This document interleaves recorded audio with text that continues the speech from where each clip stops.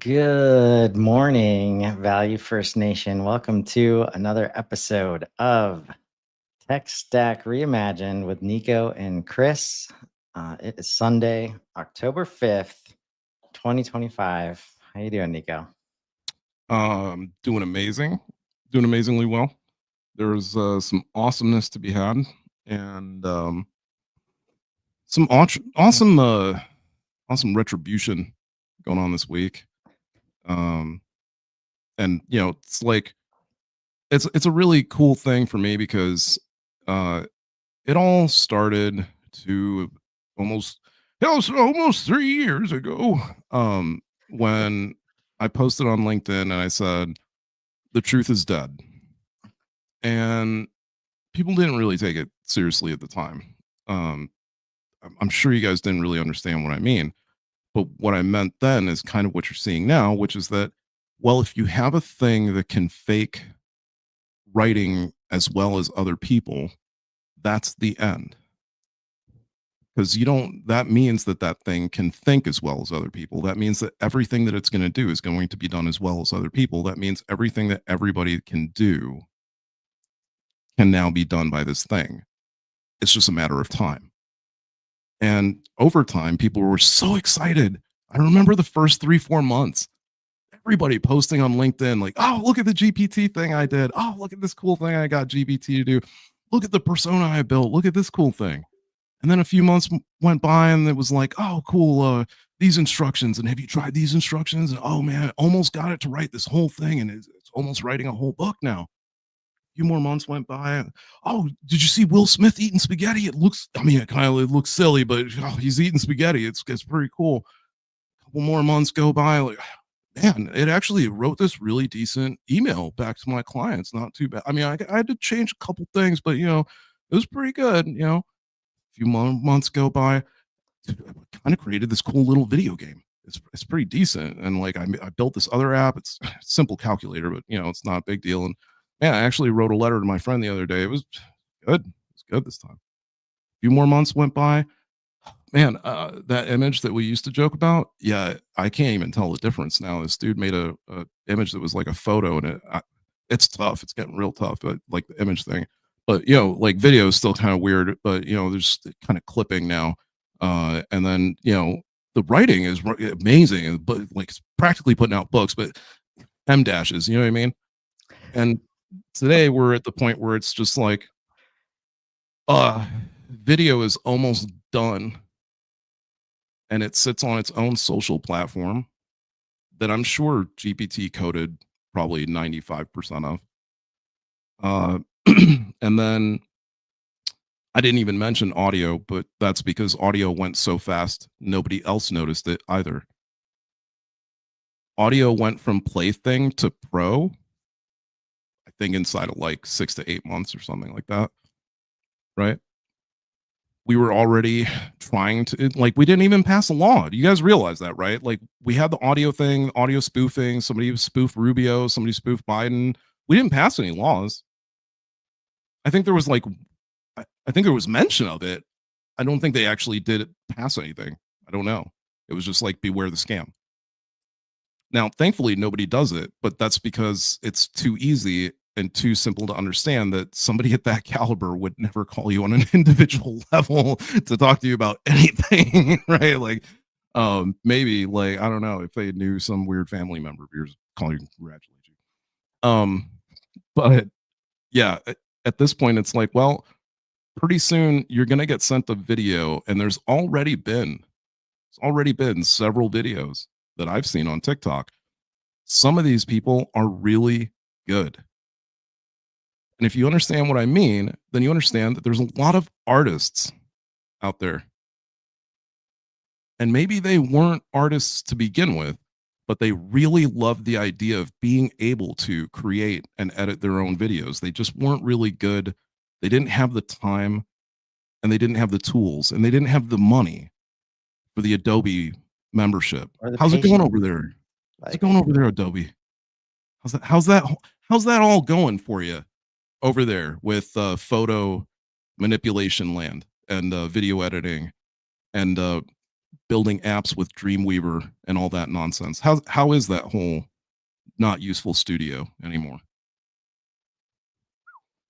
yeah, it's we keep coming back to this infrastructure change that everything we've built on before did not include this layer, and now we don't know how to build with this layer. And when we showed the Imagine video earlier this week, I brought up the fact that one of the disconnects I'm having when I hear people like Amjad from Replit talk is about this enablement of like, imagine if everybody could code, right? In a world where everybody codes and you can just create what you want to create, like, and a lot of times the message is us, we're not actually coding, we're just sharing what we want, and then we're using something that's coding for us, right? Mhm. But when Imagine comes out, and I'm excited to see where you're at with it, like, what if there was no coding? Like, what if you just, like, the way we, like a human can, like the best of us, can see something and then just draw it, right? Right. Like, and have it be like a very close match, right? Which Hear which something by and the way, display it, right? which by the way, if you guys didn't notice or didn't know already because they didn't tell you, you can do that with your GPT. You can take a picture of something that you drew, that you sketched, the shittiest sketch you can possibly imagine on the shittiest paper you can possibly work on, and it'll turn it into a really nice, refined whatever it is you were trying to do. You can give it to Gemini because it was a web design that you had, as a layout that you had in mind, but you don't know how to do web layout and you have no idea how to do front end. And you give it to Gemini and say, reference this image and create this front end design for me, please. Yeah, Just saying. Like, right. And it could be audio and then playing it on the piano exactly how you heard it. Like it's charades, like watching a video and then trying to act it out like yourself. Like, and like, what if there's a world? Because we've also talked about how eventually AI will just come up with its own coding language because it's working right now from all the human developed ones, right? Because that's the infrastructure we've created, and that's the only way to publish things right now effectively. And just, but what if it decided that coding was not an efficient way to get to the end result, or this whole system that we've built was just inefficient in itself? And um so that's what goes through my mind when I see something like Imagine with Claude. um are you ready to show the screen? I am. Okay. Cool. Because I'm super excited, because at the same time we had to overcome some technical difficulties this morning. And I had a whole day off this week, right? Because of things that have been happening since I've got a new router, since I got a new modem from Xfinity that I was like forced to upgrade to, right? And like there's been also some network, like improvements or fixes that have been made, like at a much higher cadence than normal. Thanks to Xfinity for like communicating effectively via text. But this one was different in that I wasn't getting a time of completion that I usually do. Like, so it was like, we're working on it, like, is what the texts were saying, right? Which told me like, okay, maybe this one's a little bit different. There's also a map that like showed the number of affected The like outage, yep. houses like that continually went down, like the number. So it was really weird.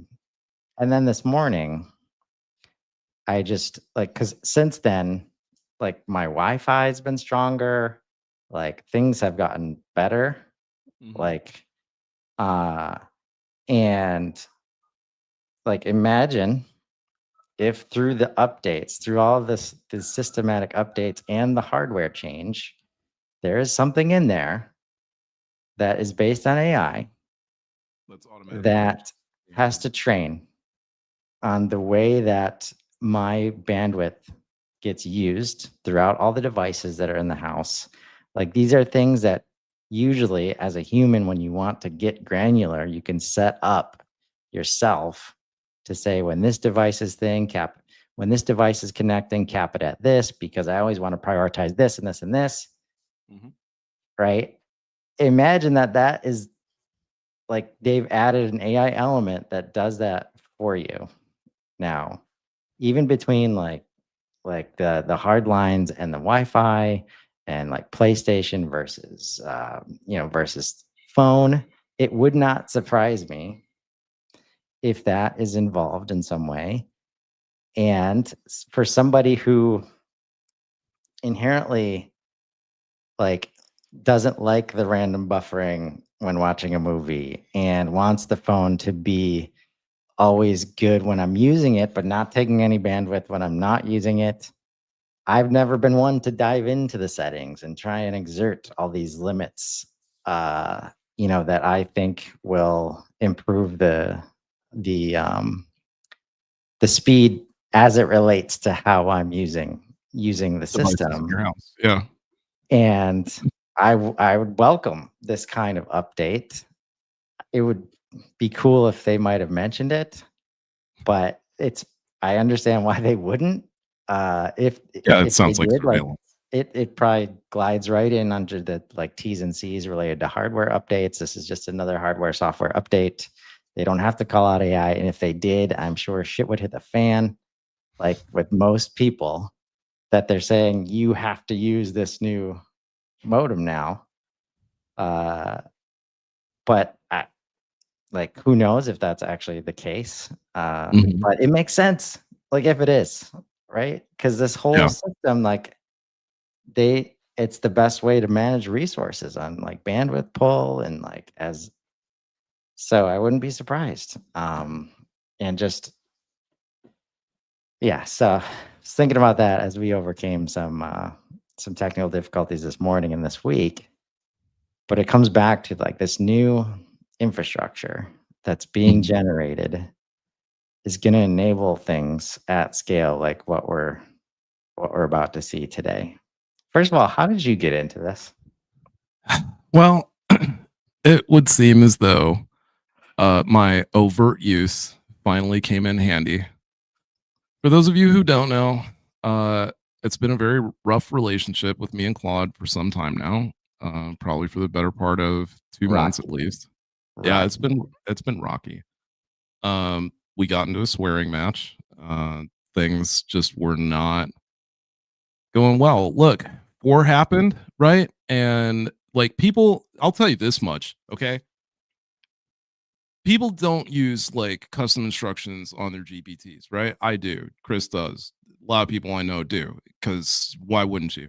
Now, when it comes to Claude, I don't. Why? Because of the fact that Claude is way more human, just intuitively and like at its core, more human, very easy to talk to, easygoing type model. I don't know what the hell happened, but 3.7 was already getting a little stubborn and trying to be a little too creative, but it was all right. It was manageable. We had to start using instructions, but okay.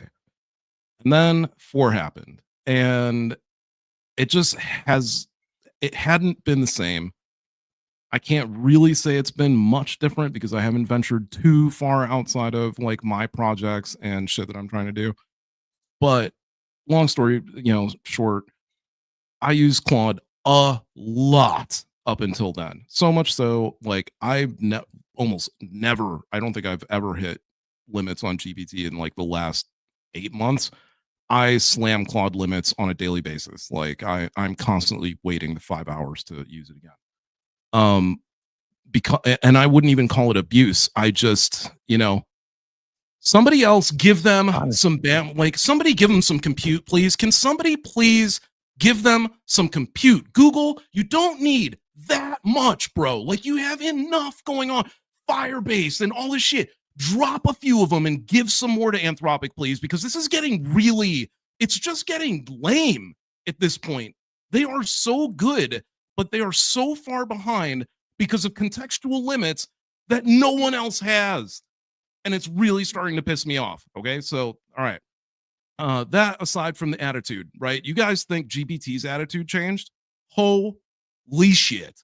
It was a night and day difference. It was very much was like talking to a completely different person, and trying to work together just got really infuriating. So we broke up for like, a month and a half. And 4.5 dropped. I've dipped my toes in.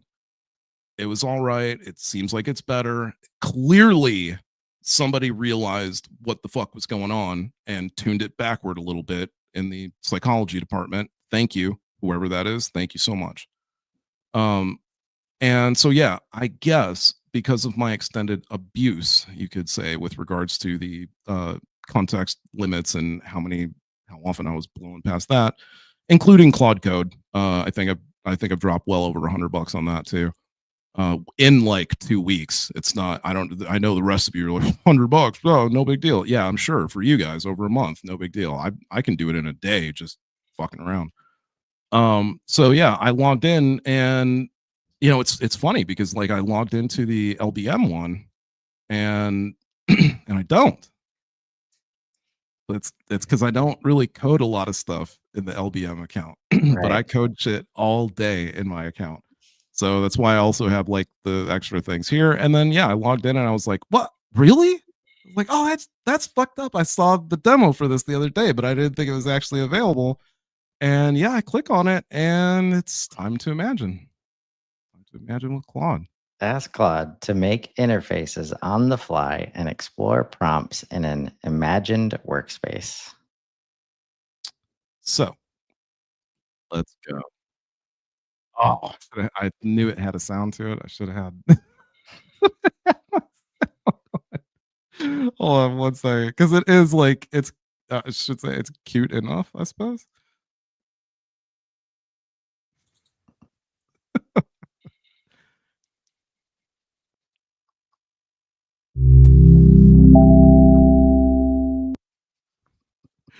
So yeah, I know it's the little things. The little thing for sure. All right, so I don't know what the trash is all about. I haven't clicked that yet. What's kind of cool is this opens up your like little problem. There's never been a worse time. Problem. There's never been a worse time. Problem. There's never been a worse time. Problem. There's never been a worse time. Problem. There's never been a worse time. There's never been a worse time. There's never been a better time. A better time to have a problem. To be stuck. To be overwhelmed. To be impatient. To be out of ideas or out of your depth, out of breath. There's never been a better time to have a medical condition. Just look at the research being done. To have no qualifications, no resources. To not understand, feel insignificant. To feel restless. Right now, there really has never been a better time.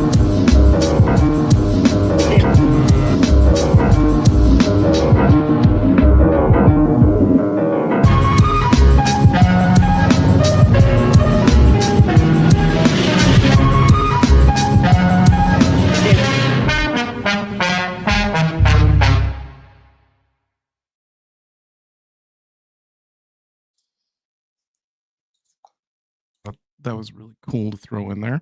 No, if we could just take a minute. The positioning.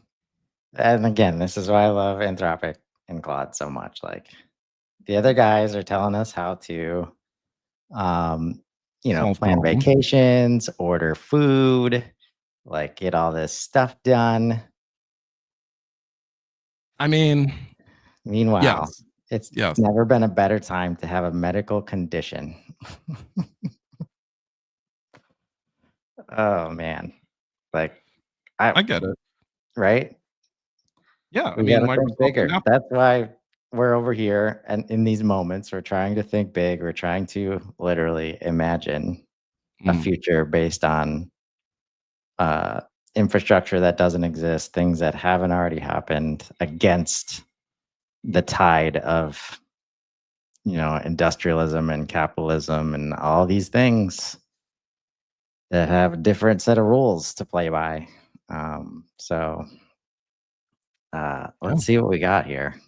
I'm excited to see this. I mean, that's what's kind of crazy, right? Is it's very much what do you want to build? And I kind of like yesterday we were having a sort of pseudo conversation with we're just having a conversation in tandem with Ryan Ginsberg about this app. And he was asking me like, "Oh man," he's like, "Can you share that prompt that you put in there?" And basically, I don't know how else to explain it, but like the prompt went something kind of like this: "Hey man, I want to build out an application. We'll go for my favorite one that allows me to build out HubSpot UI extensions and cards, but without using any code."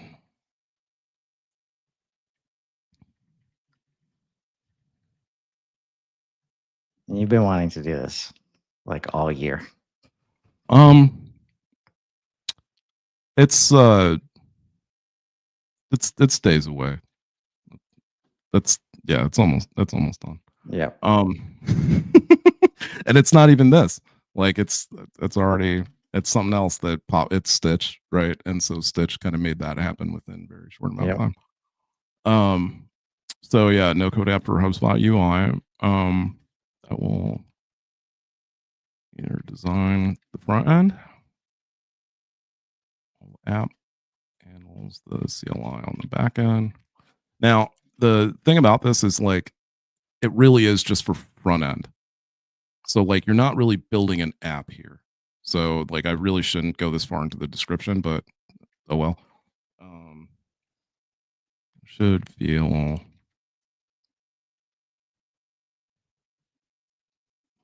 being too on the nose.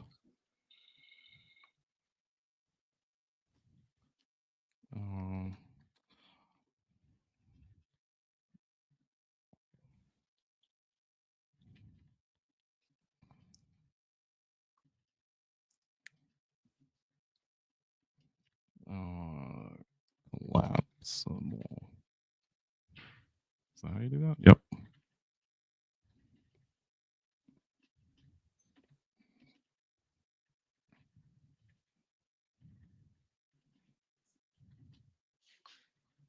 Okay, so that's how I did the prompt. Just imagine giving that to a developer.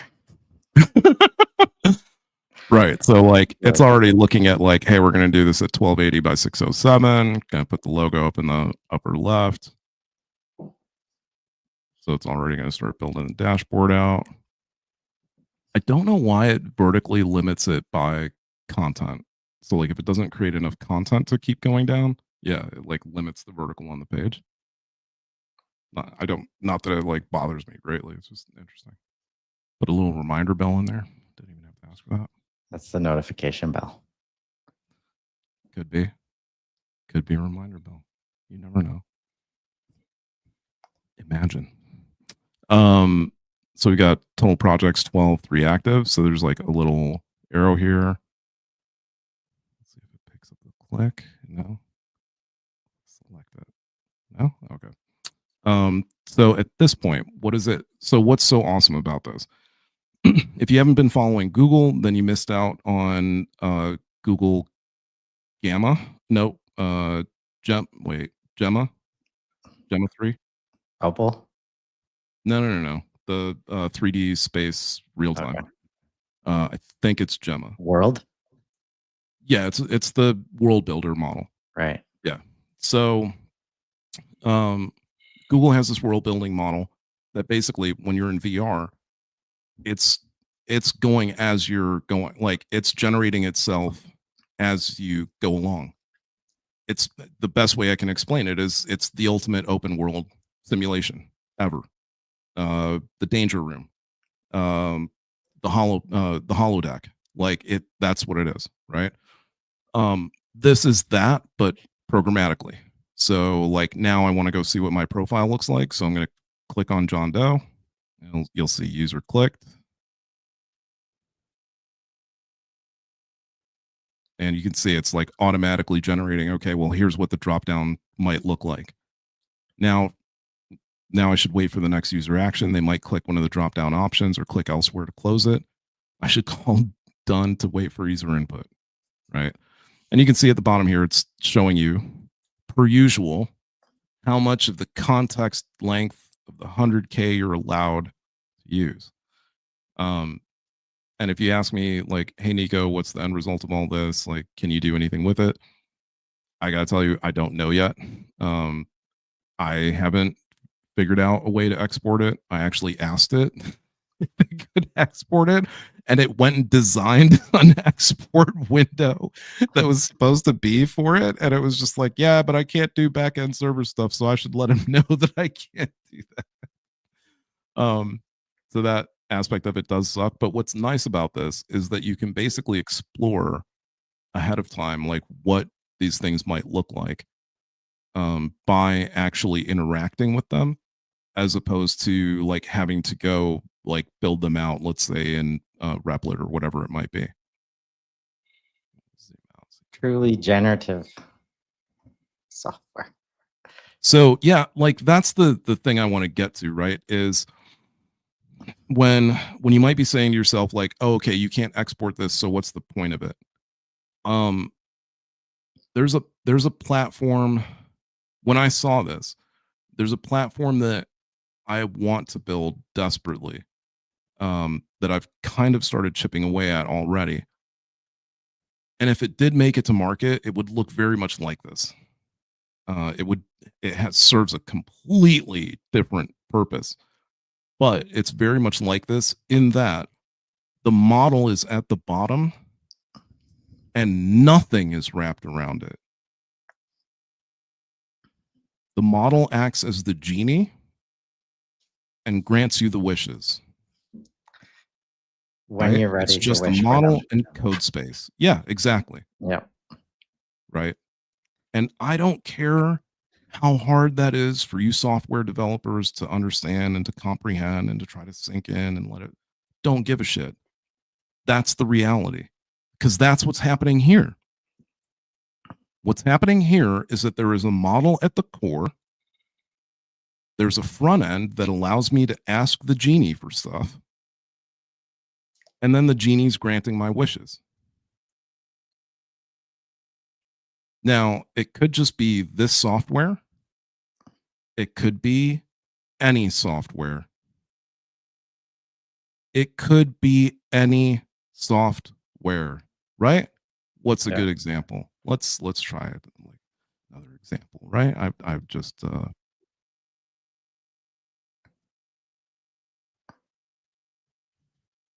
And like, I'm relating this to my experience with scoping projects right now. And just the way that SaaS works in general is often from a place of let's document the specifications and then build to the specifications. And then no matter what happens in the world, in the business, with people that are involved, we're going to build to the spec. And that's what you paid for. That's what you're going to get. Anything out of spec or out of scope is extra money, and we got to rethink everything. And then we're in a world where like 50 to 70% of implementations fail. Like, I wonder why that is. Because the next day, things change, right? And we build so much sunk cost and decision making based on what's been done or what hasn't been done already, instead of what do we need right now, right? And when you think about most HubSpot setup checklist, any kind of software setup checklist, it's like, we need all the context that exists right now, and we're going to map it out, and we're going to document it all, and then we're going to build it all. Instead of, like, imagine, like, if you don't get to user preferences right away, let's say, and you click on that like in a couple weeks, and it's based on whatever the context of what's happened in those 2 weeks, and then it builds it out, right? Imagine, like, okay, I've bought all 6 hubs, but we're really focused on marketing right now. And that's okay, because the rest of the system can generate whenever we get there. And it doesn't matter that the initial scope was so focused on marketing. We're not like up shit's creek without a paddle, because we didn't take into account the rest of the platform and how it would be applied to our business. And now we have to redo the whole thing. Like, that's what's happening right now, is onboarding sucks because we either get so focused on like lead gen specifically, and it's like, that's the thing we're going to implement, and we're not going to worry about anything else right now. And then as soon as you get out of onboarding, you see the rest of the platform, you're like, well, shit, we didn't think about any of this stuff, and I'm paying for it, so I want to use it. But since the initial implementation didn't consider any of it, we're not ready to use it. We can't use it because we didn't give you all the specifications. We didn't think through all of these things, right? And this, what I'm seeing here is imagining a world where that's okay, because it can take what you've done in marketing or whatever the initial use case was and start to build to that. And then you build it with it. Oh, man. And when we talk about things like AI is here to kill the complexity of SaaS, and MCP was just like a first step, like to destroying like the way we think about integrations and how they work and how all this workaround happens. Like, no, AI is not having it. It's not having it. Like, it's literally adding complexity where there shouldn't be any. And it really feels like SaaS was just a stepping stone in like humans' best attempt at solving like for this use case. And now AI is going to solve the right way, like in just a better way. And thank you for your service, SaaS, but we don't need you anymore. Yeah, and I mean, if you're sitting there and you're thinking like, man, that's not fair. Like, how is it you guys are going to dump on an entire industry like that? Like, what's the big deal? Like, how could you? We've been trying to tell you for a long time that like what the end goal is and where we're going to end up. And if you know where the end goal is, none of this shit is surprising to you. And most of it is hilarious to you, because you basically just get to sit back and watch everybody just QQing all over the place about like, oh, pick our jam. And to me, I couldn't love it anymore, to be honest with you, because like every sector leading into this thing, voice, obviously, images came next. I mean, I'm sure even to this day, there are digital artists out there that are winning competitions, fooling people with their digital art. You just can't tell anymore. Well, good luck. I don't know how you're going to. I don't know how they do it either, but whatever. It's not like it's something that hasn't been done before. I'm not Oh, saying I it's know. happening on a mass scale. It's just like, that's a thing, right? Like, so it surpasses that capability, right? And then Right. music to the point where there's a band that got signed by a major label. And now we have the first digital actress to get signed by, I don't know, a studio, right? And Hollywood and people in Hollywood are losing their fucking minds over it. They're just, oh my god! And it obviously trained on data that blah blah blah. Really, really, because there's no openly available data on YouTube. There's not millions of hours of people just being people. Yes. Yeah, at the end of the day, what is acting again? Pretending like you're somebody else. But what if you have all of the data of what other people's lives are like? Well, then you just have to hit a button for that guy's life, or act like that woman's life, or act like that person's life. Or learn kung fu. Right. Right. The whole Matrix thing, like, it's here, right? It's like, to me, it's like months away, which is so close. It's amazing. Even the top guys that I follow have all pulled everything forward. Everything. Dario is saying next, but I mean, from his calculations, December's going to be a doozy, but next July or June, right? He said 18 months. So next June should be something. That dude has never been wrong. He's not been wrong once. Sam, never been wrong. You got, like, the two guys who are at the forefront of this shit are telling you almost the exact time in which things are going to Sam said this summer things were going to change forever. They did. They did. I mean, how did they change forever? Well, nothing really changed. Really? There was an outage on GBT for an hour? You heard it around the world. People were shitting bricks at the thought of having to do that much work again. Don't tell me that the world didn't change. I'm sorry, 1 million people joined a platform in one day. The world changed. Records were broken. Things are being done that haven't been done before. I don't know what next summer looks like, but the top guys are saying that it makes this summer look unrecognizable. And I've already seen, we don't talk about the robots on this show a lot, but man, you guys need to go see what Unitree is doing, because for $6,000, holy shit. That's affordable. For $6,000? Yeah, if you don't know what I'm talking about, like, actual almost full-size robot could definitely go around your house, picking shit up, doing your laundry, doing your dishes for you. $6,000. The monthly payments on that, I'm paying the tariff. That's all I could say. That's half the cost of like a decent new car.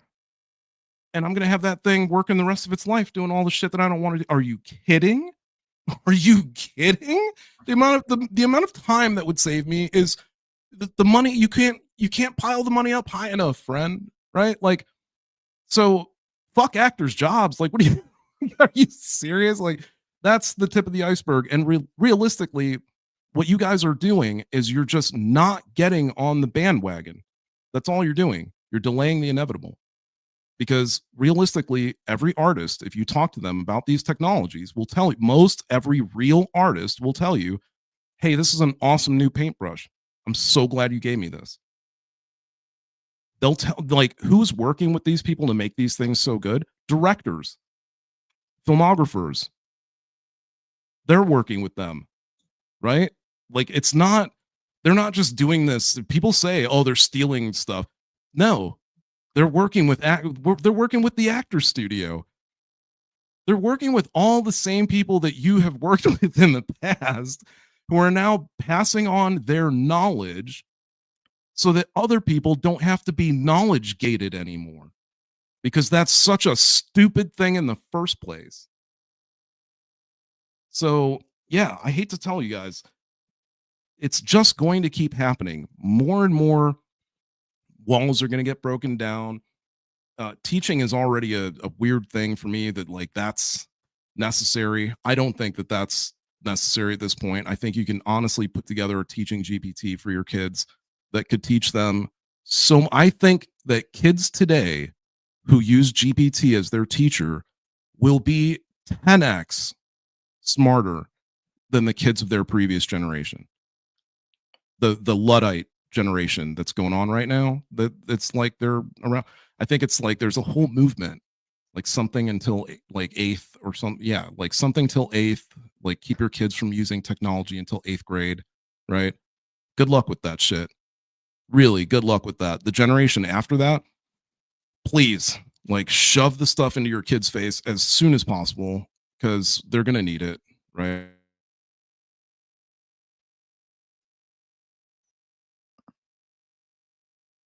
Yep.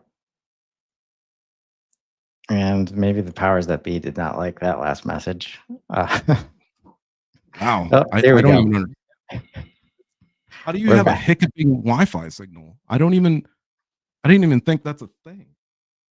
I mean, imagine things like this in the hands of like young kids. Like it's just they don't have all these prescribed rules barriers. they're supposed to be following, and they just click around and have fun and say what's on their mind, and then it happens. But yeah, I think like I'm still on the Ready Player One next year bandwagon, and imagine Inbound 26 like is at Boston and in whatever we're calling Ready Player One like land. Like it's like if the hardware can get done fast enough, if everybody has a pair of Meta Ray-Bans or whatever those are going to be, like, and the bandwidth holds up. That's the thing. Like the hardware infrastructure is, from compute to like usable devices. The intelligence is already there. Like, can we get the hardware in place to leverage it? I didn't know you could buy these robots already. Oh yeah. Pulled up the Unitree website. Yeah. It's like, wow. Yeah, it's amazing. They are amazing. You get a dog for $3,000. Education and industry, right? Yep. Humanoid robotics. You get the now, $90,000 for the H1, right? I mean, pretty good model though. I think this is the one that like can do Tai Chi. No, wait, never mind. This is the one that does Tai Chi. 16,000, but contact us for the real price. Okay. Yeah, right. Yeah, they've got partners. Yeah, the key It's is nuts. it's available. It's here. It's not. And I've seen, there's future. people in like, obviously in more more urban places, but I see a lot of people, no joke, in cities that have those robot dogs. Like more people than you would think. It's not odd. I mean, I'm not gonna lie, it's kind of odd, right? Like, I'm only saying that it's odd because of the fact that like it's not quite dog-ish yet, right? Like that's the only reason for me. But I get it because it does carry around that level of I'm sure that people put the personification on it, right? And it carries around like that level of companionship for them, that they have this thing that they do kind of have to take care of, but it can also kind of do stuff for them, right? It's gonna get that way with your Unitree, right? Like when you bring that thing into your house, and it's not even Unitree. I think there's like humanoid robot companies. Oh man, there are so many now. Like, and look at the fact that there's a product section, folks. There is a product section on Google for robots. You Yeah. guys starting to get it? Yeah, I wasn't lying about the Unitree robot. You can't get them for.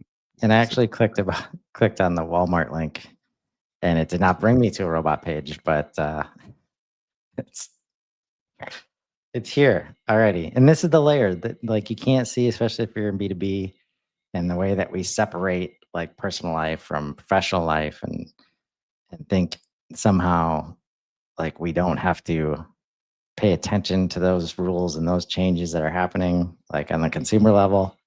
Like robots are here.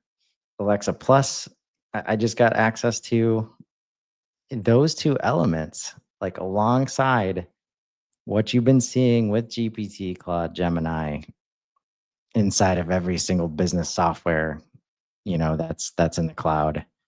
Like all of that is going to come together, is coming together, and it only speeds this up, right? In ways that we cannot imagine. That's why we've got to work with Claude to imagine what's possible, right? Like we cannot compute. We're already at the point where stuff is coming out. It's surprising us with the speed, with the ability, with the capability. And if we, depending on where we involve ourselves in the loop, we either slow it down or we speed it up. I don't know why they had to do the scariest shot imaginable there.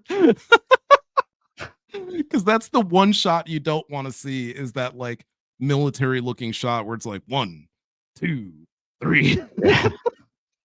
Like this is okay because that looked like, human people. There's that asymmetrical movement that goes on there, asynchronous movement, right? But when you have them do this synchronous movement, it's like, what are you guys fucking doing? That looks like they could have been picking up rifles and turning it aside. Yeah. Which one day again, like that's so funny because for those two that they showed putting the stuff in by comparison to these, right? Like me and Chris were watching the video when the two figures were working in the kitchen, and like so this model is different from this one. I can tell like these guys are tuned for working. Right. These guys are tuned for home because they're both figure 2 models, but they have different brains. I guarantee you, I'm not even joking. There's a lot more going on here than there is here because these guys, the reason they are able to move faster is because they have hundreds of hours of people on the lines at Amazon and wherever moving those packages.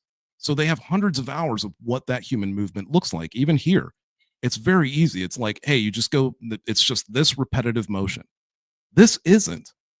This is random motion technically. You have to actually like figure out on the fly. Maybe when it has to put something away, the same stuff isn't there. So it's going to have to reconfigure and figure out where to put stuff. So there is no like amount of video you could train on. We haven't there, unless people want to start forking over their indoor home camera footage from Comcast or whatever from their indoor security cameras, from their Ring or whatever. Yeah, we don't have enough training video.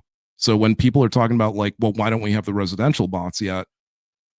Because you That's don't. the thing though, like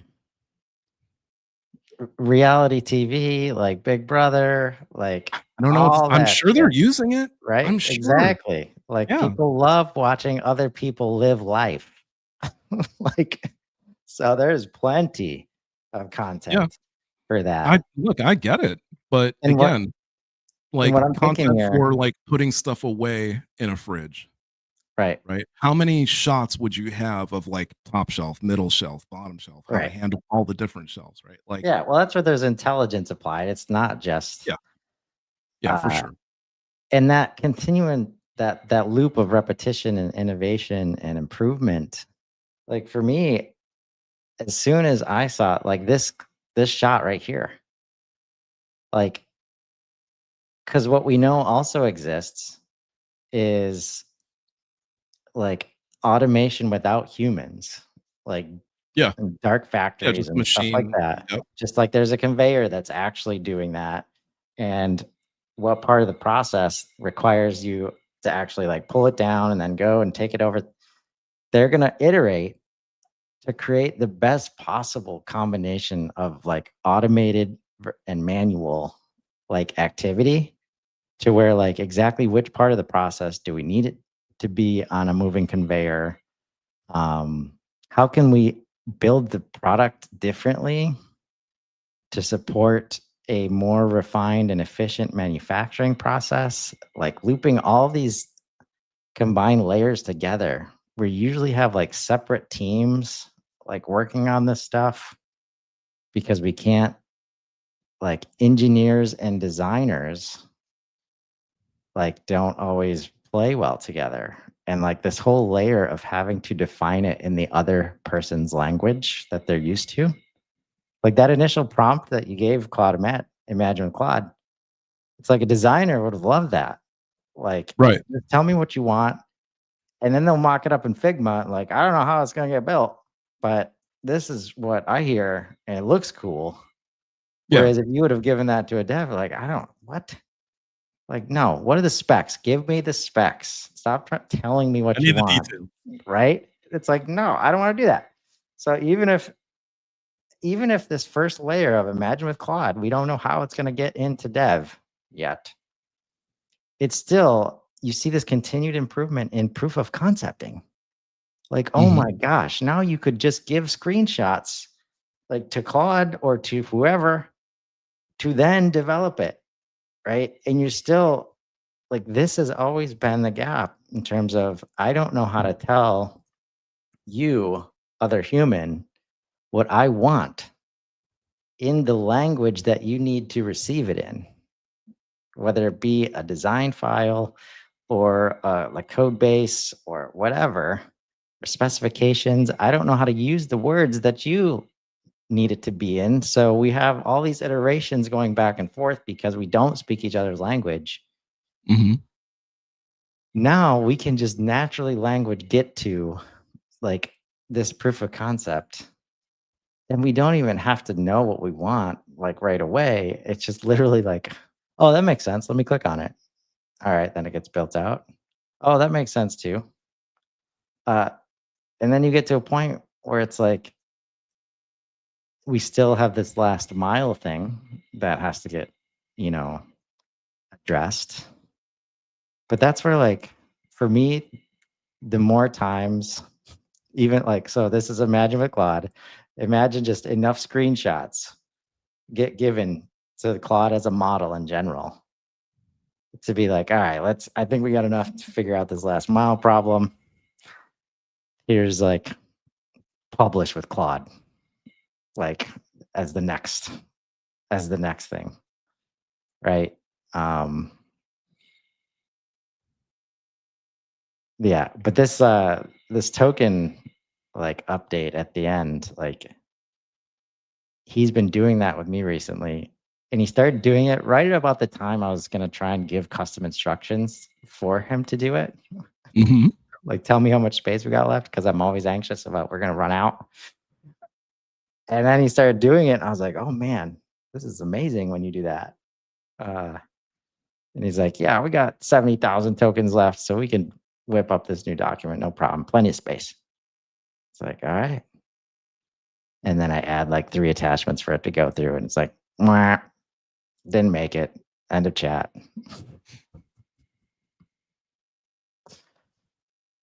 To me, this is like, I mean, it's the, And you can use it's the kind of cover, crazy. right? Yeah. Well, I mean, like as you start clicking on it, it'll start actually coding it out. Yeah. Okay. That's the only thing that's a little, so yeah, like it isn't interactive in that sense, It's right? not meant to be functional yet. Right. But Right. here's the thing is like, so for people that are, okay, well, why is it so special if like you can't even really use it and do anything with it? Again, like to me, it is because of the fact that I work with a team of AI. I don't work with like just one, right? So like if I have that, then I also have Stitch, And then I also have labs, right? Just like you have a team of people in an organization where the Right. leader, the CEO asks for something, and then multiple teams work together to deliver that thing. And none of them could do it by themselves. We have AI mode. Like, Oh yeah. So now, but like it's not a standard, so that's what kind of sucks. right. But yeah, you can do like agentic capabilities with AI mode. They make labs too like difficult to get to, in my opinion. I just want to get to my app friend. Oh my god. Opal or No, I'm looking for build. Where did they hide it? Watch. Because there's Firebase and there you go, Google AI Studio. All right. So yeah, you can go over to Google AI Studio to build, right? So you can build apps with Gemini. So here's my team is Stitch does all my front end design, right? And I can pretty much do anything I want to come up with anything I want to do, either mobile or desktop. Can't zoom in for some reason on this page.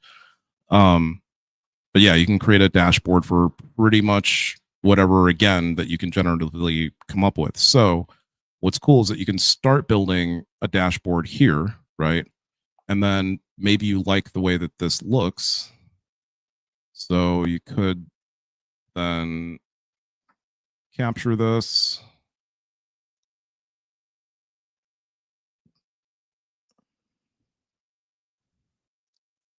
Yeah, I think I can just copy, hopefully. Yep. And then paste it here as your reference image and say, I'd like to build out, or I'd like to design a no code app for use to chat with their AI agents. And it's probably very similar to the prompt that you started with on the Claude Yeah. side, right? Yeah. Yeah, because on the Claude side, it was just I want to create an AI chatbot application, basically. Yeah. So now you have like one more point of reference. Like, so it's prompt plus here's a good look at what I mean, like when I say this thing, right? And if you're just used to like an example that comes to mind is when I just give Claude a transcript from a call, and I say like, break this down for me.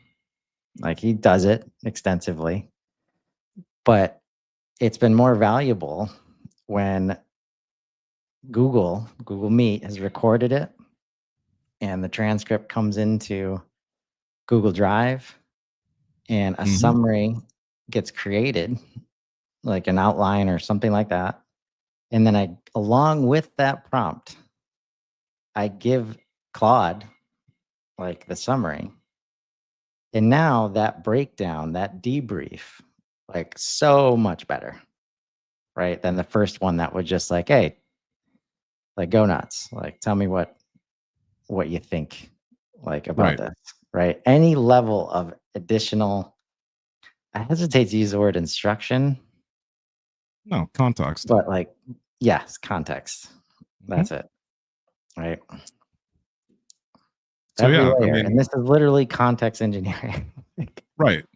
This is why like I love context engineering phrase, hate prompt engineering as a phrase. Right? Like, because this is where like wizardry and magic happens when you get good at these layers of context and when to add them and when not to, like using different AIs for different strengths, and having having an interesting conversation with George recently about like the naming of AI. And again, it's like there's one, major AI that actually has a name. And that's Claude. And guess which one is the most human-like? The one with the name. Like, that's not an accident, folks. Right. Like,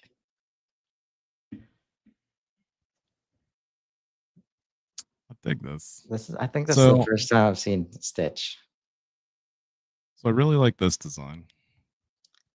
And with that, I'm going to go ahead and download it. The vibe I get is that this is AI generative Figma. Yes. Yep. This is definitely generative Figma for people that doesn't know. And I guess you can't with these. Because I thought, okay, cool. Yeah. You can actually what is it? But then there's code You have behind it. yeah. So you can just copy the code from the page because it's HTML driven. So it's coding the pages. This isn't generative with like, oh, like Nano Banana or whatever. This is actually like legitimately coded page. Wow. So you can look at either the design or the code of it.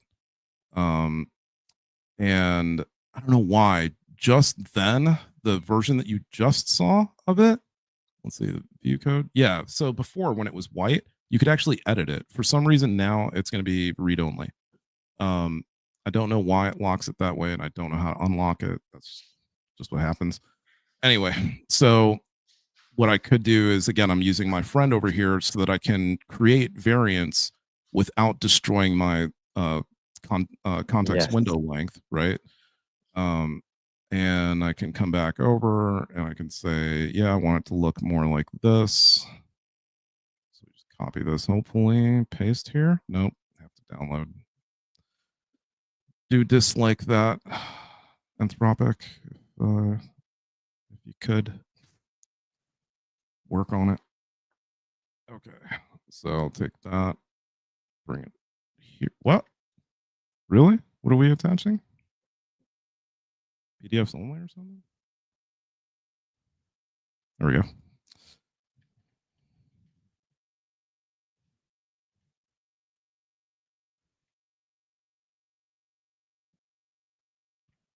Brighter look.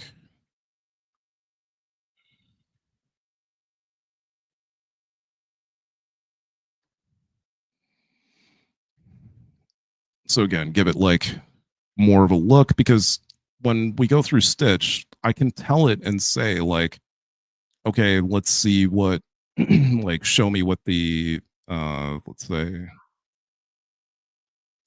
app builder page. I mean, you can also play with the colors directly. Oh yeah, yeah. Oh, did we break Imagine? No, I do run into that though, like that it Yeah. clods sometimes. It's like It between isn't alpha like and beta right yeah, now. exactly. Like it's not even like open release to a lot of people. Yeah. I I but think it's kinda cool. ultimately, like, since it is, I imagine, very resource intensive at the same time, there's a reason it's not like all these things aren't easily accessible. Like, you gotta know where, like, the click path to get to it, right? Right. Sometimes because they don't just want usage from people that they're not gonna get great feedback from.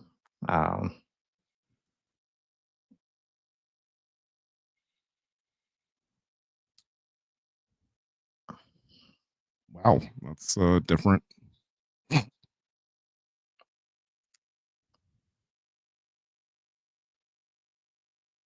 What happened here? Yeah, I know.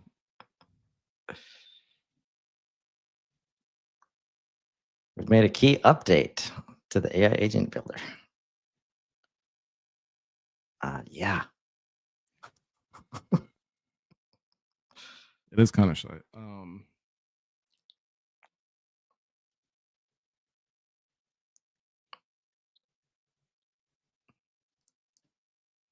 Let's see. But at the same time, could always, whoops, just do variations on it. Right.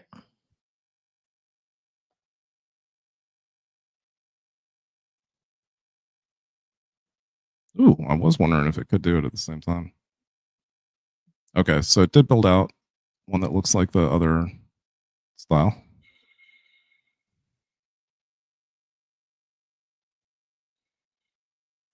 Is it staying with the same font? No, it's changing it because of the fact that it's like, oh, he's talking about AI agents must be robotic, so we'll change it to a robotic looking font. Yeah. They all do that though. Either Mhm. GPT, it doesn't matter. If you give them like a theme, so to speak, they kind of just abuse the hell out of it. Wow. So yeah, this is why Stitch, right? It's because if you're trying to ideate a UI, yeah, you can definitely, like, you can, start with Claude Code, you could start with Stitch, you could start, with Nano Banana, wherever you want to go with it. But it is definitely nice to be able to take a design that you like and be able to say, like, okay, well, let me see like what other variations could have looked like, either in dark mode or in light mode, or with a different color palette altogether, different style altogether, different fonts, like whatever it is that you wanted to see, right? Yeah, we'll try again later.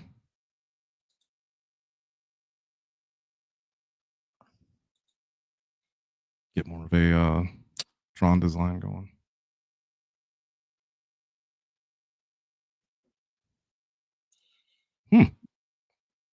Well outside, but wanting to use images. Every time it uses images, for whatever reason, it goes with stationary and like um, stationary and still life. I don't know why. It really likes those. Okay, so anyhow, if we liked any of this, again, you could download it. You could download it as an image. Kind of doesn't matter. And then you could come over to your building program, right? And you can upload either images, text file, or PDFs here. So we could grab this. I think we did already download it. And this time I think I can drag and drop. Yay. Build out this chat app. Okay, that's how bad I am. I don't even know anything. I don't know like what I want, how to do nothing. Like I just build out this chat app. I saw an image, do it. Like let just to show like, hey, how far could it go if you just had like nothing added in there? And this is like this is free. This doesn't cost anything. All the like everything except for Claude, like you have to have the subscription, but Stitch is free, Google Labs free. You just have to sign up, and then they'll what do you call it? You sign up for it, get accepted, and then you have access. And yeah, you're watching it just build out everything because why not? Like this is what we're talking about when we say like knowledge shouldn't be a barrier or a gate to you being able to do what you want to do when it comes to like SaaS, because that to me, like this is the way it should be. I have an idea. I have another rough idea of what it looks like. Boom, go, right? And then refine it from there. Like the way that I always look at this process is just throw a lump of clay on the table and let's get at it, right? Like, but maybe, start shaping the clay a little bit so that it's, whatever. Maybe if I'm going for like a human figure, shape it a little bit like a human figure, and then we'll go at it from there.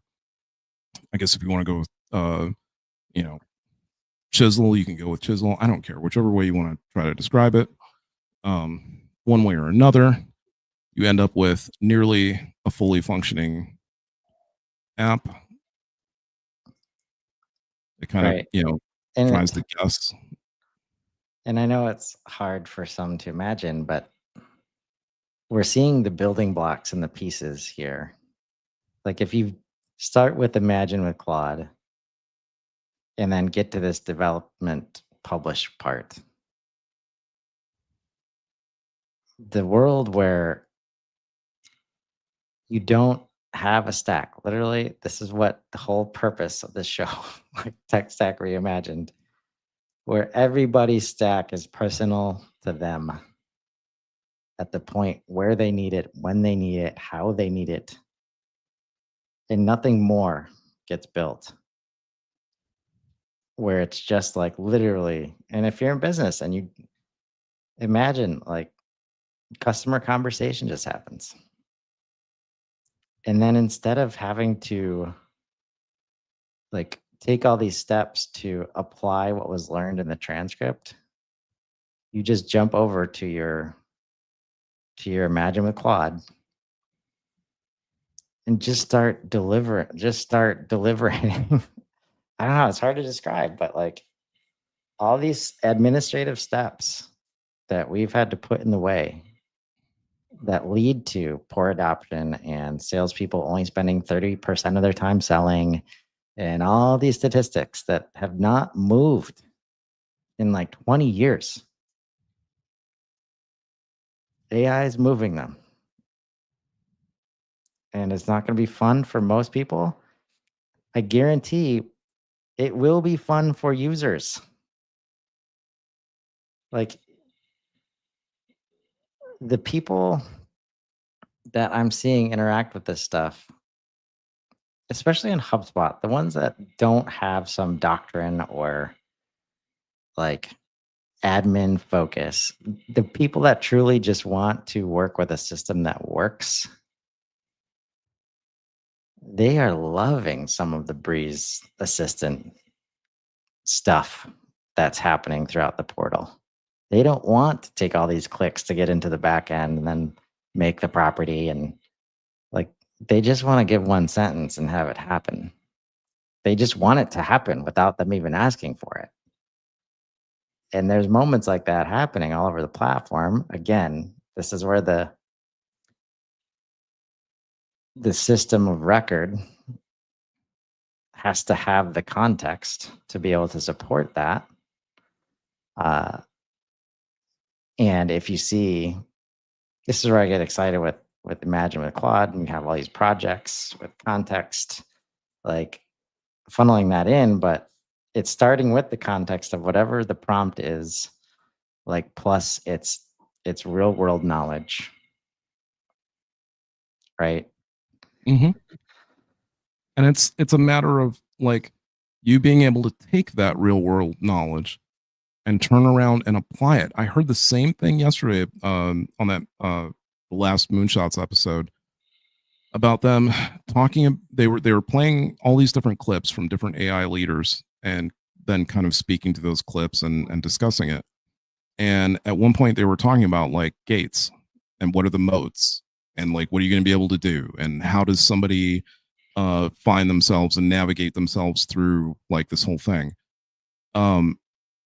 You know, the way that I was listening to it, I was like, okay, it kind of sounds like maybe, you know, the way forward is going to be that you have to, you know, kind of figure out how to fine tune like your own capabilities, right? But what ended up being the case was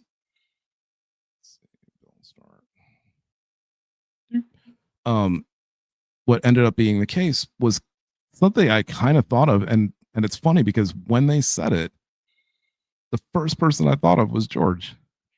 They said that your means of making money and like the way you're going to make money in the future is by being able to extremely effectively build a duplicate of yourself as a digital agent. And the better that you can do that, because that's where your value is. Your value is in being you. So much in the same way that, and like, do you think that scares me or scares? Like, no. Why? Why would that scare me?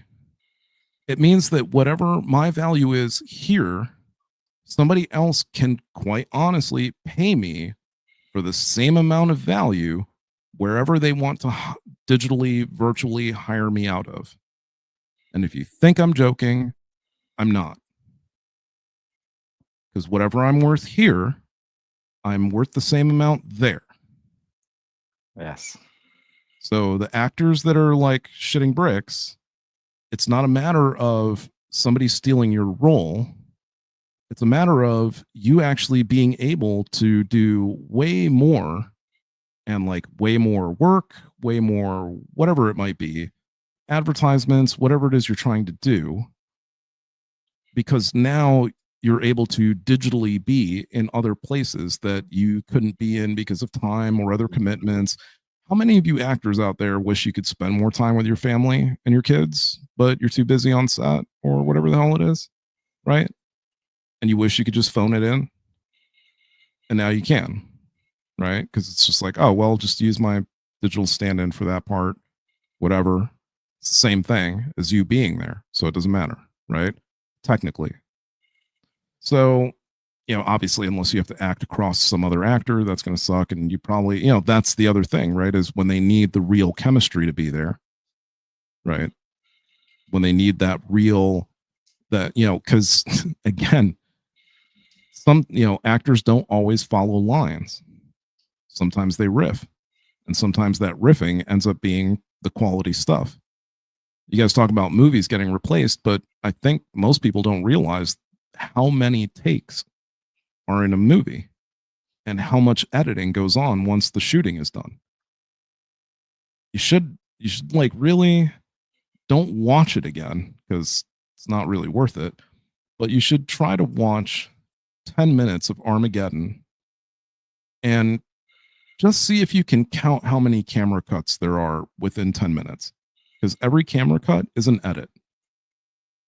Okay. And I'm not saying that like AI can't replicate this or something like that. What I am saying is there were probably at least 1 or 2 takes or 3 or 4 takes to each one of those shots that got edited and put into place. So there's all these different ways, all these different types of lighting, different way that the actor looked, bead of sweat was coming down the wrong way, person in the back walked around the wrong way, something like that.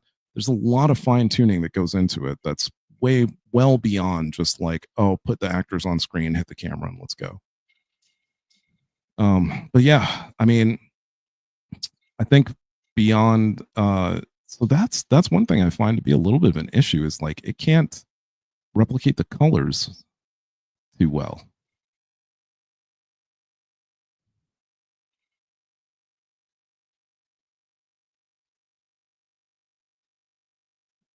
This is where like the first thing that came to mind was like our whole hex code system, like for colors.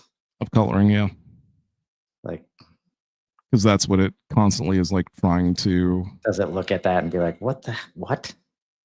Right. Why in the world would anybody like code it? Right? Where are you going with that? Like, I'm sorry. Anytime AI has a harvest, some like human-based like system, I'm like, yeah, probably the humans. Like, it more than likely. doesn't make sense. Like, basically, was it subjective or objective?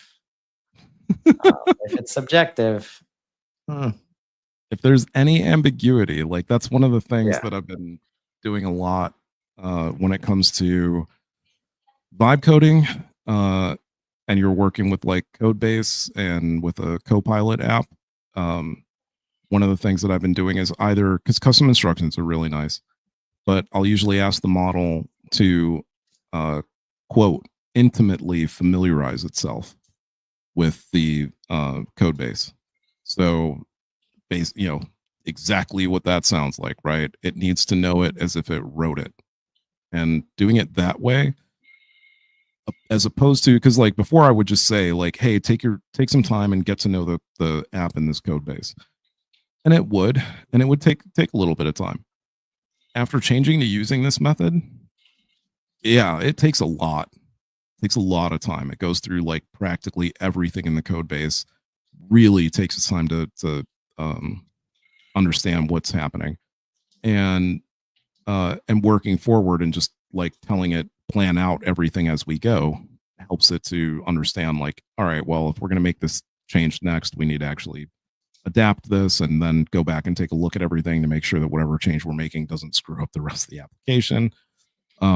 So, and you can see it like working through all these problems, and to me, it's just like, all right, well, man, we're almost there. Developers, from what I understand, developers and software engineers continually talk about the fact that, like, yeah, but you're going to need developers to come in and clean up the code slop. Not from what I can tell, because the models themselves are looking at their own mistakes, and they're looking at they're taking the entirety of the code base into account. I mean, I've listened to the dude from Blitzy talking about how most companies now, like 90%, 95% of what they're writing is done in Blitzy. And then their developers are just kind of tying it off at the ends and making sure that everything lines up right. It's just a bunch of editing at this point. And they're getting like 6-month-long projects done in weeks, if that. Yeah, that's why, like, almost any project plan that pops out of AI right now is based on these 3, 6-month, 12-month cycles. It's just gone. Like, makes no Doesn't sense. make any sense. No. Right? So that's why I've moved to, like, trust milestones. Like, did we get the thing done? Does everybody agrees it's done? Is anybody pissed off about anything? Basically, that's what stops projects. That could take 3 days. It could take 3 years, right? To do the same amount of stuff. Like, has nothing to do with the builds and the software. It's like, are the humans on board with what's happening?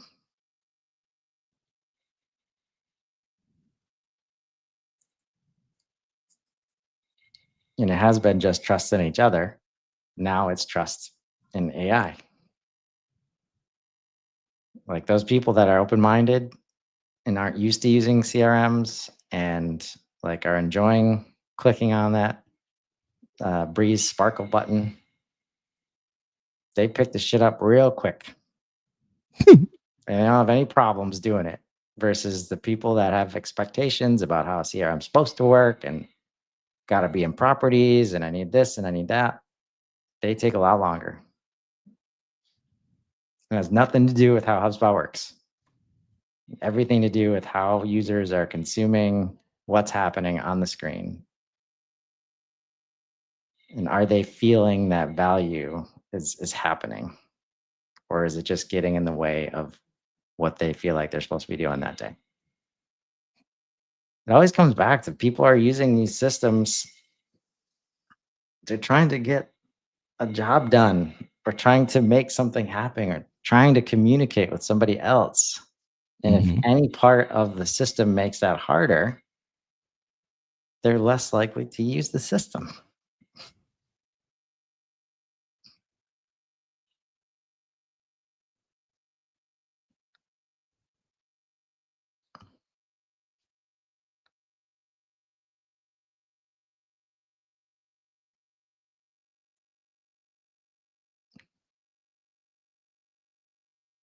Yeah, That don't map to better be. human cognitive patterns, meaning what it thinks differently than you. And if you're bothered by that, and if you're trying to sit there and say, no, that's where you're full of shit, now you're going off the rails, Nico. Okay, well, do you know all of the things? Can you take all of the things into consideration when making a decision and do it with zero emotion behind it? Okay, then I guess it thinks differently than you do, right?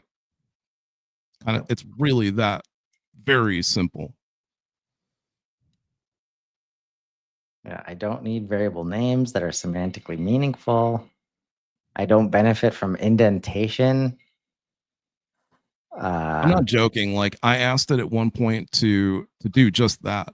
Okay, the one co-pilot I work with, his programming is basically to code as efficiently as possible, because I'm never going to touch the stuff. It's all his. So play as much code off if you want. Yeah, seriously. Like, all of my files are just like stupid low weight, and they just all look like just one line most of the time. Most of them. Some of them look different because the systems expect them to look that way. Yeah. So there's some, some shadiness.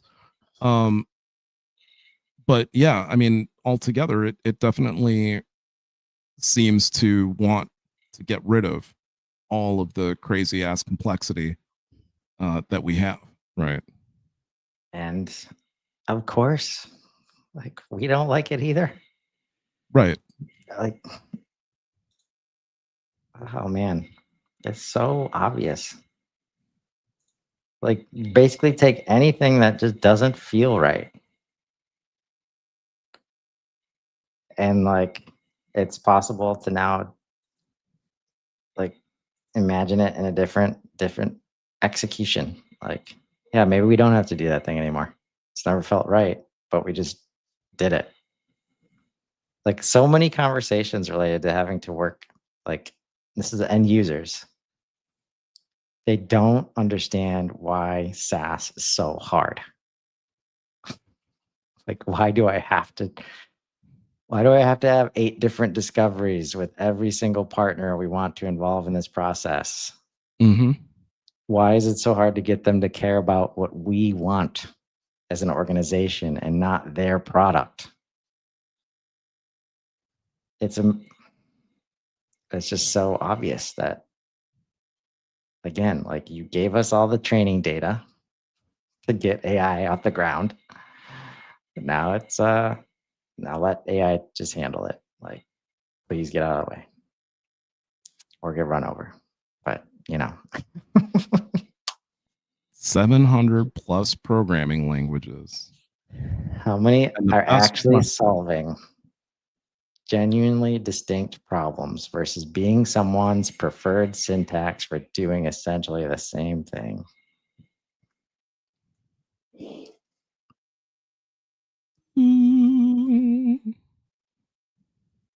I want to do it my way. No, I want to do it my way. Okay. Then we can all suffer as a result of it, right? Like, that's kind of how I'm not saying that people shouldn't try to do something different, but you should try to do something different and better, not just do something different for the sake of doing something different. I mean, Because and what you've then been told, attempting to make that mainstream, right? right? Well, what you're told is different is better, Right. and Well, that's why I that's love not MCP, true. right? Yeah, So, I mean, to the chagrin of everyone who might have just said, like, how dare you tell us not to have our own independent languages? No, now you can. I just won't talk to them unless you have an MCP in front of it. That's all. So unless you have your universal adapter, which is exactly what MCP is, lets me actually talk to anybody I want to, so long as they just have the universal adapter active, cool. But otherwise, you are gating yourself purposefully at that point. And you're just saying, nope, I don't want to play nice with everybody else. You have to learn to play with my asshole language because I want to be an asshole, even though everybody else is being nice and fair. Right? Quite literally, if you're a SaaS company and you don't set yourself up to have an MCP connector, good luck. That's off to you. I mean, honestly, like, good luck. I don't know where you're going to be in a year, but it's definitely not going to be anywhere of use, use to anyone. In your customer base that also is not wanting to adapt. That will also that be they're protected because they've got on-prem setups that nobody can access. And then Microsoft just totally wrecks it. Mm-hmm. Oh man. Yep. All of this stuff was to create scarcity in a world of abundance. And AI is not going to play in the world of scarcity. It's just not. No. Like, no, it's like it's going to call it out whenever it sees it too. The thing is it's the most objective. Actually, I kind of forgot about this one, which I think is the most awesome news that I have seen all week.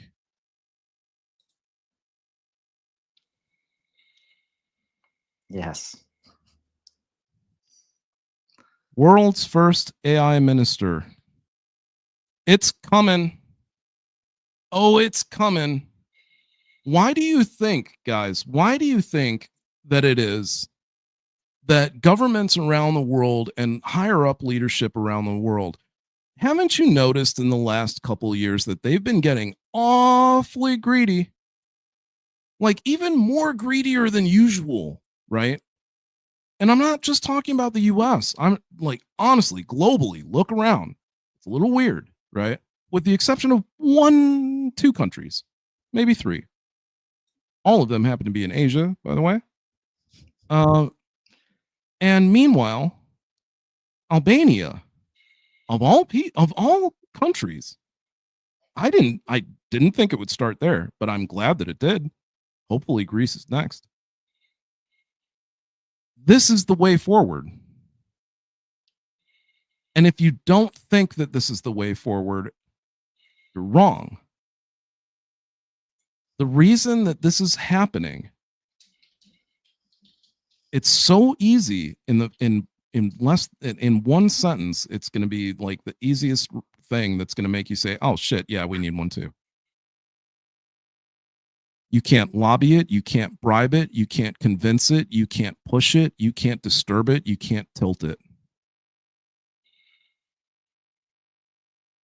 Yep. Good luck. It's the first and only impervious politician.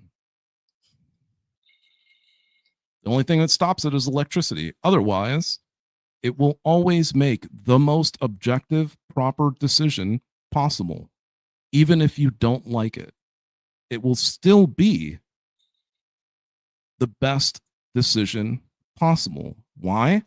Because whenever you take only your interests into account, or your party's interests into account, or even a sector of people into account, you are only doing what's best for you and that group, and not you and the whole of everyone. But when you make decisions that affect and you take into account yourself and everyone else, even though they say this is not the same principle as trying to please everyone. Trying to please everyone that's going to get you in trouble all day. But making a decision that is to the benefit of you and everyone else involved is different. That's just making a decision that benefits everyone as a whole. Even if some people lose out, at least the great majority are going to move forward, right? So it's, in other words, it's like saying if the choice benefits 95% but leaves 5%, it's humanity, right? Either you want to advance humanity or you want to hold everyone back for the 5%, right? Trust me, the AI is not going to want to look at it that way, right? Like it's going to want what's best for everybody. It doesn't mean it's going to hold back on the 5%. It just means it will figure out a system to help them out, right? So it's like, okay, you guys can't come along with this thing, but we'll come up with this other thing. I don't know what it is necessarily. I'm just putting this hypothetical out there that doesn't even mean anything. Point being, if you had leadership in charge that could not be bribed, that you couldn't lobby, that you couldn't try to manipulate in any way, that's the best type of leadership that you can hope for. Yeah. I mean, it's literally everything that we don't have right now. Right. It only takes one person. Like the power of this intelligence, this new layer of infrastructure. It only takes one person to build the proof of concept. It's not very easy for them to do. And then put it in front of people that like make it, and you make it very hard for them to say, no, I'm good with the corruption that we have. I'm cool with that. I don't want to use this thing. Exactly. Like it's not easy to do that out in the open, right? So it's like, and usually there is more than one person that wants change of some sort, that wants to do things in a better way. And it's just so much easier. Like the barrier to entry on creating is just gone. It's gone. Not only that, I mean, I can see this rolling out. I don't see this rolling out on a judicial level. The reason it works on a leadership level is because a leadership role is just making decisions, but you can always overrule or override decision making, as opposed to like actually handing down like a legal sentence on somebody like that. You know, we're always going to want a little bit of like human placating in that. I don't see that going away for some time. I see some states maybe putting it in place. I see some counties maybe putting it in place. I don't see it happening like on a federal level, or probably not on a state level. Right. But yeah, I think this is, it just makes the most logical sense to me. We live in a world where, and this is why we talk about the fact that, I mean, Tech Stack Reimagined is, to be honest with you, like it should just be called like World Reimagined, because of the fact that like this, you guys really don't get it. Even Bezos, like, I love the guy who put the video together, because thank you, you tricked the shit out of everybody by making them think that Bezos was going to be talking about AI being a bubble, when in fact he said the exact opposite. So for anybody that wasn't paying attention to that, you know, usually there's a bubble like the financial bubble in 08, .com bubble. That's what people are trying to compare this to. They're saying, oh, it's the same as the .com bubble. Okay, well, let's just take a look at the different bubbles that happen real quick. .com bubble, it was websites, and that's it. So there wasn't a whole lot of like facilitation to the masses that came from that. So when that collapsed, it didn't benefit anybody because there was nothing behind it to begin with. Housing bubble, same thing. It was all held up by a bunch of fugazi money that people were borrowing against borrowing against borrowing, and, you know, doing it through the market and all the toxic assets. And I don't even want to get into it. Was anything beneficial to everyone else behind it? No, it didn't benefit the whole of society, right? Was not benefited by the housing market boom or crash, right? This is an industrial potential boom. Okay. On an industrial level, what's happening while, so in other words, what happened while the .com bubble inflated was just more websites. What happened while the housing crisis inflated was just more people owning homes. Now, again, I know. But those people lost their home. I get it. But those people owning homes didn't save anybody's life, didn't cure anybody, didn't, you know, stop any sort of disease from happening, didn't split atoms, didn't find a cure for, or like, you know, find a cure for different electrical systems so that we could put out cheaper power without having to destroy the earth as much, right? It didn't do any of that shit. But that's what this is doing. So as this bubble keeps expanding, technology keeps getting better. We keep getting more medical services. We keep getting cheaper medical services. We keep getting, do you get it? We're at the point where about 6 months from now, you're going to be able to code an app that uses the camera on your phone to start doing seriously beneficial shit in your life. You could do it right now. It would take you a little bit more. Here's how dumb this statement is.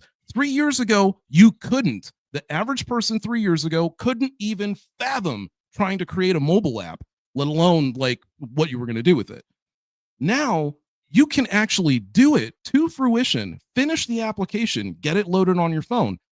It might take you a day. 3 years ago, you couldn't do it at all. Today, it might take you the course of the day to get it to work. In 6 months, you're going to hit a button. You're looking at what we were just messing around with. I'm telling you, in 6 months, you're going to put a sentence into a thing, hit a button, and the whole thing is going to be done. You won't even have to do it on a computer and then bring it to your phone. You're just going to do it on your phone. Your phone might even ask you if you want to do that thing, and you just do it. Your whole phone might be generative altogether. It wouldn't surprise me if the next thing from OpenAI is just a phone, because why the fuck not? So in a world like that, there is no software that's defensible. There is no platform that's defensible. But what does happen is technology expands at such a rate, and what becomes possible expands at such a rate that even if the bubble burst, we have created so many more jobs, shit that didn't even exist before, that it will actually sustain. No. Now, it might sound crazy. I'm going to take the bet. I'm going to put my money on this. Probably the only person that's willing to say it. I don't give a shit. I see the way it's going. There's always light at the end of the tunnel. The night is darkest before the dawn. I don't think the bubble's going to burst. I think that AI is expanding at such a rapid, and what I mean by like just the AI financial sector, people keep talking about bubbles. Believe me, the only company, there is one AI company that brings up this whole thing. That's it. One, Palantir. That's it. It is the only seriously, and I do mean it's seriously, currently overvalued. That's it. Everybody else is on the level. And the only reason that Palantir is overvalued is because people got in too late to everything else. They couldn't get into anything else. And Palantir was still trading at $4 or $5 a share. So they jumped on it like there was no tomorrow, and it flew up to like $50 or something like in the same day. And their, whatever it is, PE ratio or whatever, is ridiculously skewed by comparison to everyone else. But rest assured, they were first to market, and they have all the government contracts that are related to what they do.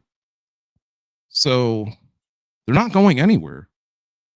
They are the NVIDIA of government contracted AI. However long that lasts, right? So their worth equals however long the government wants to keep putting money into military spending. That's how much they're worth. Anduril, same thing. I think it's pretty much just Palantir and Anduril are like the new Lockheed Martin, basically. I don't see Lockheed Martin going away anytime soon, right? They've been around since the beginning. So you guys can keep making these bets against this thing all you want. You can keep trying to shy away from it all you want. It is going to become the bedrock technology to anything that gets plugged in or has batteries. Yeah. Your drill will have AI. I shit you not. You're going to buy a drill one day and it's going to have AI in it. And you'll be like, why the hell do I need this thing? Because it's actually going to do what Chris was talking about. It's going to monitor the electrical output that's coming out of the battery, and it's going to shut it off properly, and it's going to put the right amount of torque. You won't even have to change the settings on your drill. As you start going, it'll just understand. It'll have a camera on the front of it. It'll see the job. It'll know the screw to everything like that. It'll auto change the heads out for you. Like, don't get me started. Well, and that'll be the tipping point of like, that's when batteries start lasting longer. And that has a serious domino effect on what can happen at the micro level. Man, we get those nuclear batteries, bro. What's that? We get those nuclear batteries. Yeah. Things change. Right? Things change. Like the game changes completely. Yeah. And if it helps, like, I think, because another thing in the Bezos interview, they talked about the fiber that got implemented. And it's like, if you equate, when you think .com bubble and you think that's internet bubble, no. You're wrong. Like, internet is infrastructure that was generated to support that bubble on top of it. The bubble on top of it burst. Internet did not go away, right? Right. In all of its infrastructure, right? So there will be, one of my takeaways is like, because of the boom that this is, and just because it's a boom doesn't mean it's a bubble also, right? Exactly. But the way that the investment system works, like any experimental company right now is getting funding, and there's zero chance that they all find success, like to the point where everybody makes their money back. We'll see, but it's highly likely that more rather than less do fail. And it's going to be very easy to say, oh yeah, like there's the bubble. But the reality is this is a new layer of infrastructure that's being built to support this new paradigm, and it's not going anywhere. Like, if we end up like without any kind of digital space, like that's where like this dystopian future where somehow no digital exists, like that's the only way that this is gonna go away. That's highly unlikely, I think, at this point. But the last thing I want to mention is like the power of what's happening, like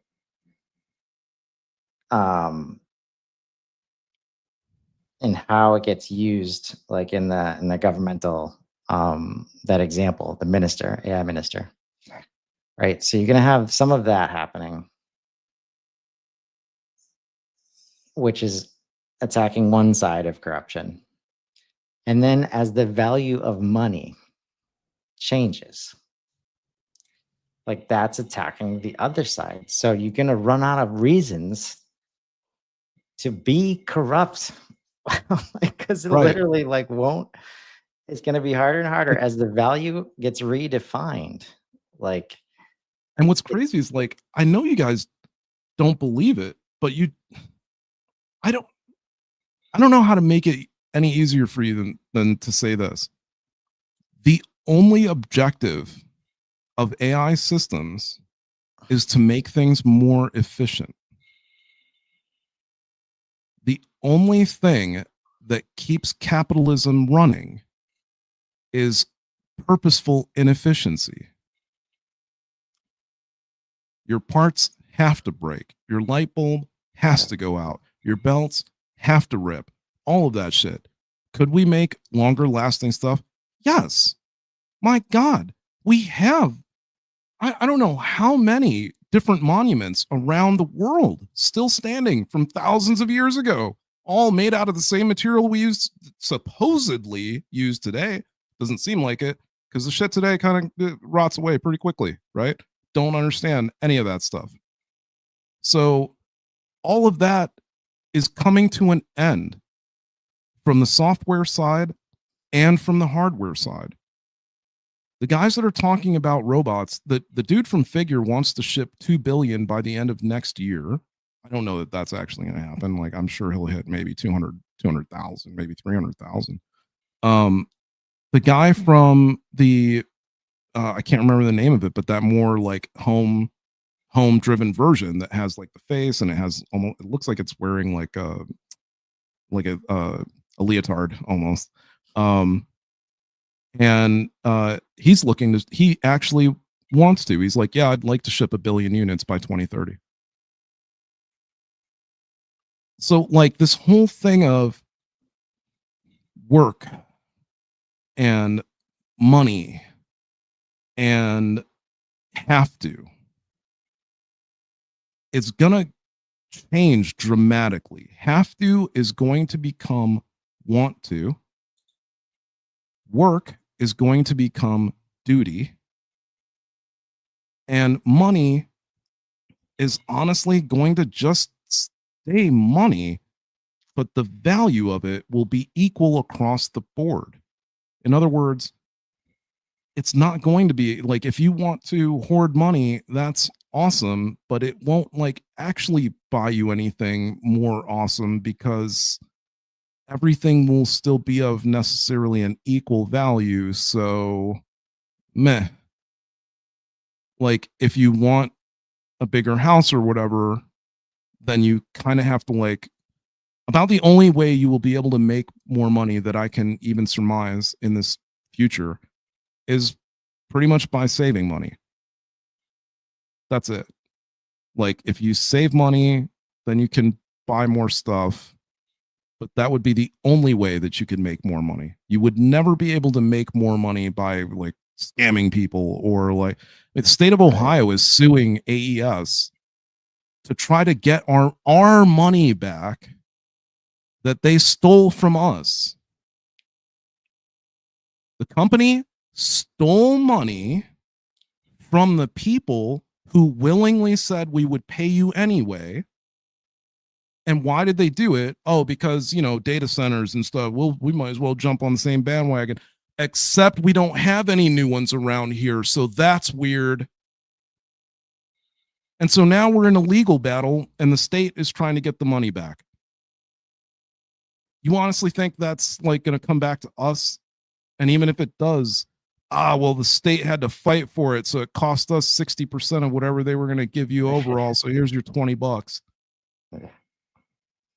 Yeah. All of that shit is over, man. Like, I honestly, like, you guys don't know. Go look it up. China, nuclear batteries. No, they're not toxic. No, they're not going to cause radiation. There are forms of plutonium that are not radiated. Last 50 years. Cell phones, pretty much never going to have to recharge a cell phone, right?